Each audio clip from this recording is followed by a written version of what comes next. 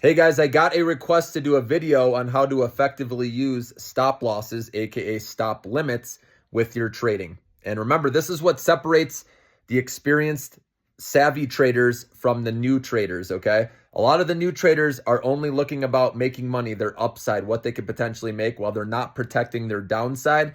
Remember, the best traders in the world always protect their downside first with a stop limit, stop loss. So get used to using that, guys, every time, especially in this market right now, okay? That's going to be volatile. You got to protect your downside. I don't usually do it more than 5%. I don't like to take more than a 5% loss. But let's take an example. Let's say a stock is at $28 a share currently and you buy it at that price. And let's say there's a lot of support at $27.50. Remember support, think of, supporting from underneath, right? Helping lift up a stock, okay? And then resistance, think of it resisting at that level where it rejects it, right? Comes down off of that level, okay? Hopefully that helps you. I'm sure you know support and resistance by now, but just in case you don't, that's an easy way to understand it. So let's say the stock has bounced off of support several times at like $27.50 in the past.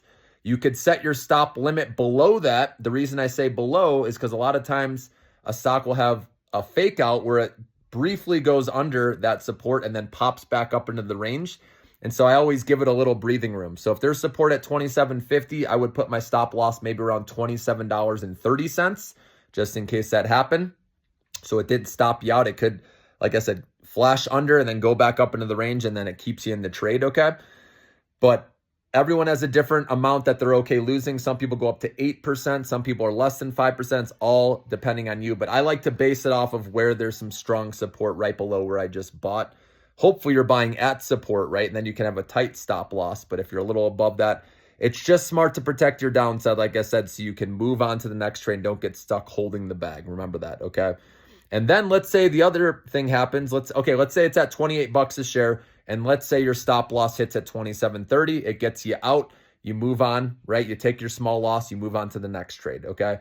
Do remember that stop limits, stop losses, they do not work in pre-market or aftermarket, only regular market hours, okay? People forget that. So if you have it set and you're, you got to look at it in the pre-market and aftermarket if, like I said, you're playing a stock and you're looking to get out. Because like I said, it won't get you out in pre-market or aftermarket, okay? So remember that. But now let's take the other scenario. Let's say you bought at 28 and now it shoots up to 29. Beautiful. This is what we all want as a trader, right? So what I do personally is I trim 10% into that rip, and then I will raise my stop loss up now into the profit zone. So no matter, or at least break even, okay? So no matter what, you are walking away with a win because you trimmed 10%, okay? And then, like I said, I like to put it up into the profit zone, ideally, so no matter what, I've made a nice profit, okay, on that trade. And then, like I said, if it comes back down and hits that, honor that stop, okay? You have to honor it. That's the key. And then, like I said, you can always look to re-enter or look for another good setup, right? But now let's say it goes higher, takes another leg higher, right? Congratulations. Now you're sitting even more pretty. Now you trim another 10%, okay? You could even trim a little more, 15% maybe on that one. Okay, it depends on the stock and what the news is, what's going on, obviously, okay?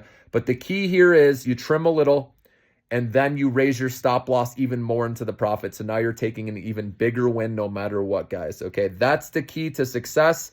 And like I said, no matter what, you can let that go. You can focus on another trade. Do the same thing. You got to be disciplined. Remember, do this every time, and good things will happen. You'll win more times than you lose. And if you do lose, there's always a minimal loss. So you never get that big loss that takes you out of the game, like I said, where you're holding the bag and then it affects you, right, on other trades moving forward. So hope that helps you guys. Enjoy your weekend.